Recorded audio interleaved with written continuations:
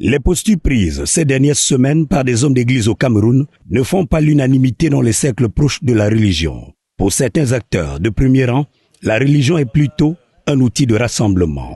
Je suis ambassadeur plénipotentiaire pour une organisation intergouvernementale proche de l'ONU, dénommée United Religions, qui prône le vivre ensemble, le développement durable, la création des richesses et qui utilise la religion comme instrument de développement et de cohésion sociale.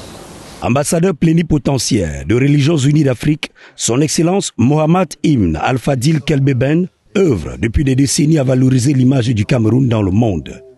Le Cameroun se porte très bien à l'étranger, notamment dans le cadre des institutions dont je défends la cause.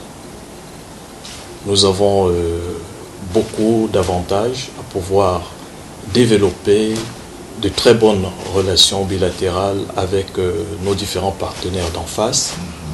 Et je pense que le meilleur reste à venir, parce que ce n'est qu'en chaîne d'union que nous pouvons avancer. L'homme qui représente le groupe mondial Islamic Trade Assembly for the Africa Regions estime qu'au Cameroun, seule la considération et l'acceptation des uns et des autres devraient prévaloir. Les êtres humains sont différents et pour pouvoir se comprendre, il faut user d'un même langage. Et à ce niveau, généralement, c'est très difficile parce que pour pouvoir user d'un même langage et s'entendre avec son interlocuteur, il faudrait être sur une même longueur d'onde. Et généralement, c'est ce qui peut poser problème. Mais du reste, lorsqu'on est suffisamment trempé, suffisamment averti, quant au sens des convenances, quant au sens de l'orientation, on s'en sort aussi facilement. Pour lui, le Cameroun est et demeure une terre d'opportunités.